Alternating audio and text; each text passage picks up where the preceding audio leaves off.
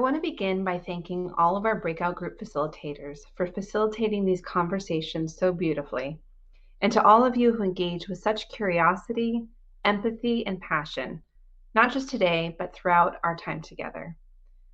Over the last 2 days, we've had the opportunity to dive into a number of conversations that are core to the mission of SRE Network. We looked at the positive components of respectful workplaces and shared strategies for evolving our organizational cultures to make them a reality. We heard from experts on innovative approaches to healthy workplaces, focusing on how we talk about misconduct and effective policies to prevent and address it. We discussed research on gender equity across the Jewish community and spectrum of religious observance and affiliation.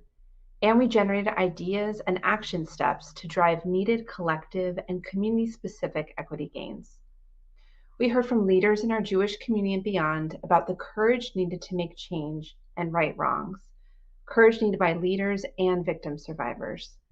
These fearless leaders are central to helping our workplaces and sector continue to grow as a vibrant, inclusive, and purposeful Jewish community.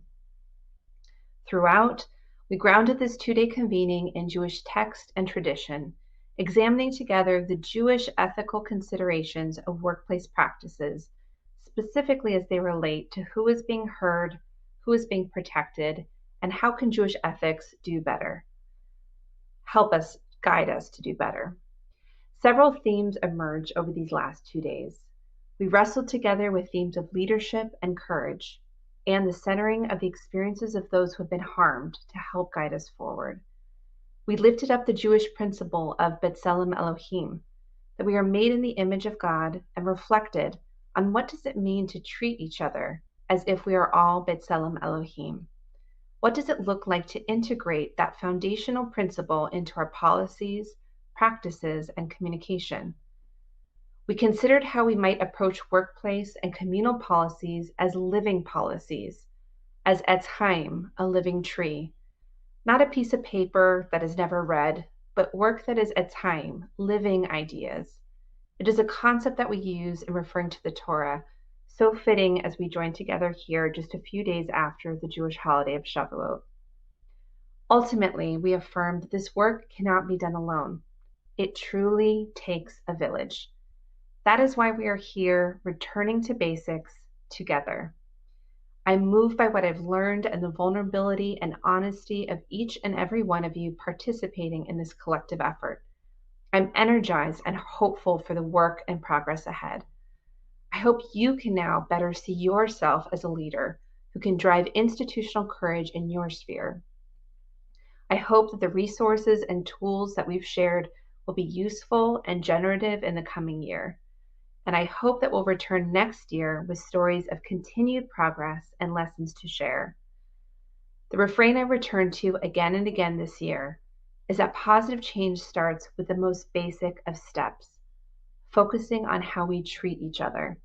If the past 2 days are any testament, positive change is not only possible, but happening here. Thank you for being part of our network. Thank you for your courage and leadership. Carry these 2 days with you forward, stay inspired, and inspire those around you. I also know that whenever a great experience comes to a close, there's that initial lift, and then a day or two later, it's hard to remember what we experienced together and what action steps we were planning on taking. So we've made it easy for you by creating a call to action handout. It's both available on this platform and will be accessible on our website. We want to encourage you to share this with your colleagues and networks, to share with them what are 1 or 2 ways that you plan to support safety, respect, and equity in your workplace, in your synagogue. The video recordings of these sessions will be available to watch on this platform through the end of the month. All the videos and resources will also be available on our website, srenetwork.org, starting next week. Rewatch your favorite convening session recordings and catch up on those that you missed. Share your favorites with your colleagues and networks on social. Consider hosting a post-convening watch party. Review the convening tools and resources on the SRE Network website and share them with your colleagues and networks. This includes session-specific resources as well as additional tools. We also encourage you to check out the KLEAM Policy Toolkit of Sacred Spaces at kleam.org, which SRE funded to provide comprehensive policy tools to organizations, including our SRE network members. Be sure to sign up for our newsletter and follow us on social media. Encourage your peers and colleagues to do so as well.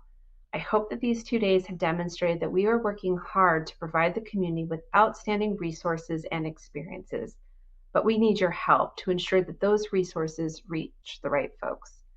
And lastly, if you're not yet an SRE Network member, or you currently are a member and would like to get more involved, please follow up with us. Visit srenetwork.org and click on the How to Join tab.